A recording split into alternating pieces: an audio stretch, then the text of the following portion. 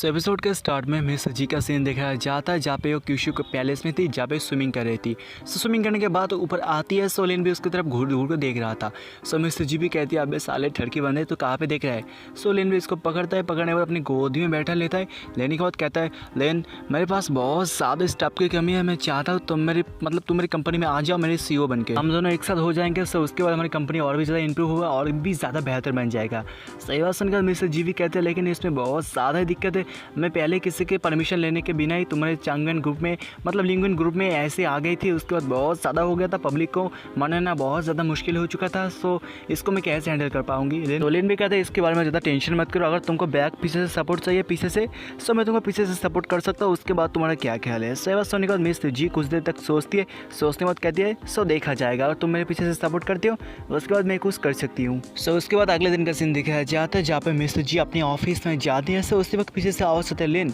सो लेन भी पीछे मुड़ के देखता है। सो पीछे खड़ी थी लेन की दूसरी बड़ी गर्लफ्रेंड लेंग सिस्टर यांग। सो वो भी लेन भी कहता है सिस्टर यांग ये सब ड्रेस पहनने के बाद तुम काफ़ी जाने वाली हो। सो भी कहता है क्या तुमको याद है किंग फैंग प्रोजेक्ट के बारे में, उसने हमसे 100 मिलियन को उधार लिया था लेकिन लेने के बाद अभी भी कर्जे को वापस नहीं किया। सो मेरे पास बहुत ज़्यादा टेंशन आ चुका है। सो सारे के सारे अकाउंट के मामले में बात करना चाहता हूँ। सो इसलिए मैं यहाँ पे आ चुकी हूँ फिर से उसके साथ बात करने के लिए, उसके मैनेजर के साथ। सो लेन भी कहता है कि अभी तक पैसे को वापस नहीं किया। सो चलो एक साथ चलते वरना तुम अकेले जाओगी, वो बहुत ज़्यादा भूखा शेर है तुमको खा जाएगा। सही बात सुनने के बाद जो सिस्टर यंग थी वो भी कहती है तुम्हारा बहुत ज़्यादा शुक्रिया, अगर तुम मेरे पास होते हो ना सो मुझे बहुत ज़्यादा अच्छा फील होता है। उसके बाद लिन कॉल करता है जो डोंग था ना, डोंग को कॉल करने के बाद कहता है डोंग तुम आ सकते हो, मुझे ज़रूरत है किसी काम में तुम्हारी। ये बात सुनने के तो भी कहता है ठीक है। सो लिन भी कहता है बिल को पेमेंट करना है सो बहुत जल्द आ जाओ। उसके बाद लिन का सीन शिफ्ट होता है जहाँ पे लिन था। सो आप आ जाता है डोंग आने के बाद कहता है ब्रदर लिन आपको किस चीज़ में मेरी हेल्प चाहिए आप मुझे बोल सकते हो, सारी चीज़ को मैं कर सकता हूँ। सो लिन भी कहता है मैं अंदर जाऊँगा, जाने के बाद पैसे की बात करूँगा, अगर वो लोग सामने से पैसे को वापस नहीं करते सो मैं तुमको ऑर्डर दूंगा उसी वक्त आना। सो फिर सभी लोग भी कहते हैं हाँ ठीक है। सो उसके बाद अंदर का सीन देखा जाता है जहाँ पे जो लड़की थी रिसेप्शनिस्ट वो भी कहती है कि आपके साथ किसी को मिलना है, कि आपके पास अपॉइंटमेंट है। सो लिन भी कहता है नहीं है। मिस्टर यंग कहते हैं मैं हूँ चायंग ग्रुप के मैनेजर और ये लिन, मैं आपके मैनेजर के साथ बात करना चाहता हूँ। 4 महीने पहले उसने हमसे कर्जा लिया था लेकिन कर्जे को वापस नहीं किया। सो इसी मामले में मैं आपके मैनेजर के साथ बात करना चाहता हूँ। ये बात सुनने के बाद जो रिसेप्शनिस्ट थी वो भी कहती है माफ़ करना लेकिन हमारे मैनेजर अभी और काम में बिजी और किसी के साथ मीटिंग में बिजी है। सो आप कुछ देर बाद आ सकते हो या कुछ दिन बाद आ सकते हो, मैं उसको इन्फॉर्म कर दूँगा। सुनने वाले लिन भी कहता है ठीक है। सो चलो चलते डायरेक्टली उसके रूम में। सो उसके बाद जो पीछे लड़के थे रिसेप्शनिस्ट वो भी कहते हैं अंदर मत जाओ, अगर तुम अंदर जाने की कोशिश करोगे मैं सिक्योरिटी गार्ड को कॉल कर लूँगा। सो उसके बाद अंदर का सीन दिखाया जाता है प्रेसिडेंट ऑफिस का जहाँ पे वो कहता है ये रहा 600 मिलियन जो आपसे मैंने कर्जा लिया था, मैंने आपको वापस कर दिया। देखी थी उसका नाम था काओ, वो थी फैंगलैंड ग्रुप की ओनर। वो भी कहते हैं बहुत अच्छे से तुमने काम किया। सो इसी तरह हमारे साथ नेगोशिएशन करते रहो, उसके बाद ही तुम्हारा और भी ज़्यादा इंप्रूव होने वाला है। तुमने मेरे बहुत टाइम को बचाया है, सो बहुत ज़्यादा ही थैंक्स। ये बात सुने तो भी कहते हैं आपका बहुत ज़्यादा शुक्रिया, इतना हम्बल होने की कोई ज़रूरत नहीं है, आपके साथ मुझे काम करके बहुत अच्छा लगा। सो अभी फ्यूचर में मैं आपके साथ बिजनेस के मामले में काम करना चाहता हूँ। सो उसी वक्त वहाँ पे एंट्री होता है लिन आने के बाद कहता है बहुत दिनों के बाद मिले। ये बात सुनने के बाद जो पीछे जो रिसेप्शनिस्ट है वो भी कहते हैं माफ़ करना सर ये आदमी औरत अचानक से आ गए, मैंने इसको रोकने की कोशिश भी की लेकिन ये रुके नहीं, डायरेक्टली आपके कैमरे में आ गए। सो लेन भी आगे बढ़ते हैं। आगे बढ़ने के बाद कहता है मैनेजर जो तुमने हमसे 112 मिलियन का कर्जा लिया था वो कब वापस करोगे। ये बात को सुनेगा तो मैनेजर तो भी कहने लगते हैं सो ये 100 मिलियन का ज़्यादा का प्रोजेक्ट है, सो इस बारे में बात करूँगा, अभी मेरे पास इतना ज़्यादा पैसे नहीं है, जब पैसे आ जाएगा सो उसके बाद ही मैं आपसे कॉन्टैक्ट करूँगा। सो लेन कहता है क्या तुम हमको गलत समझते हो, 10 मिनट टाइम देता हूँ, 10 मिनट के अंदर तुमने सारे के सारे पैसे वापस नहीं किया सो तुम्हारा ऑफिस ऐसे गायब हो जाएगा। ये बात को सुनेगा तो कहता है क्या तुम हमको डरने की कोशिश में हो, क्या अपने बाप को डराओगे।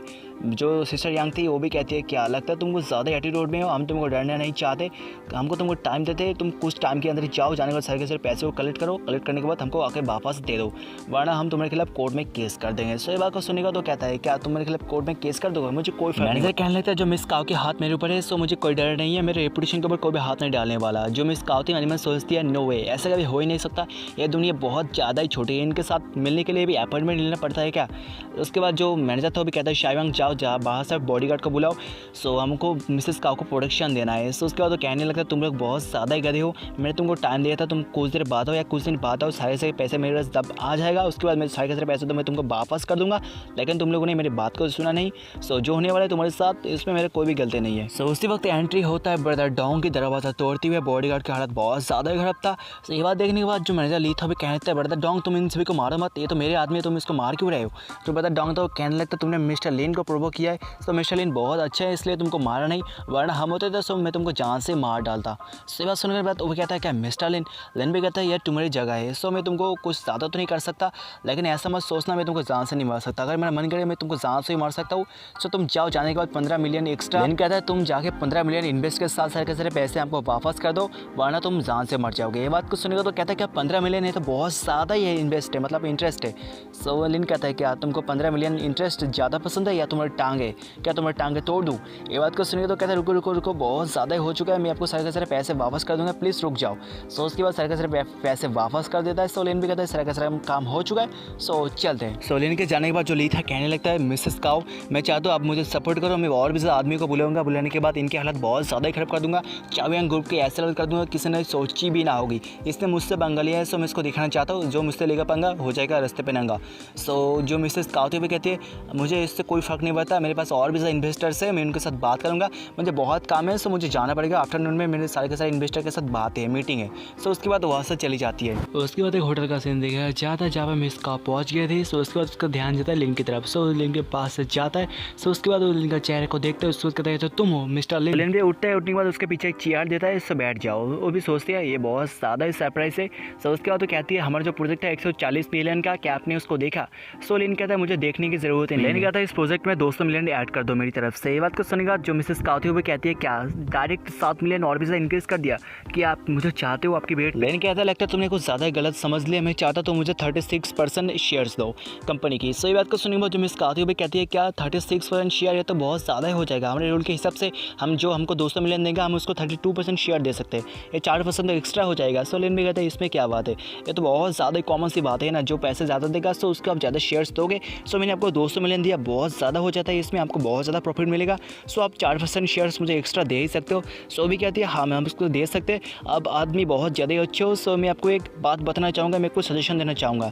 जो मैनेजर ली था ना उसने कहा था वो आपके साथ पंगे लेंगे, आपके पीछे और भी ज़्यादा आदमियों को लगा लेगा। सो मैं चाहता हूँ आप अपना ध्यान रखो। सो लिन भी कहता है इसके लिए बहुत ज़्यादा शुक्रिया, लेकिन मैं पहले से तैयार हूँ। उसी वक्त मिस काओ के फ़ोन में आता है कॉल। सो भी कहती है मैंने तुमको कहा था ना मेरे फ़ोन में कभी कॉल मत करना, तुम मेरे घर में भाई के साथ कॉल कर सकते हो, और मुझे वो बहुत ज़्यादा टाइम है, मतलब टाइम नहीं है, मेरे और भी ज़्यादा काम में बिजी हूँ, सो तुम मुझे बाद में कॉल कर सकते हो। सो लिन भी कहता है क्या गलत बात है।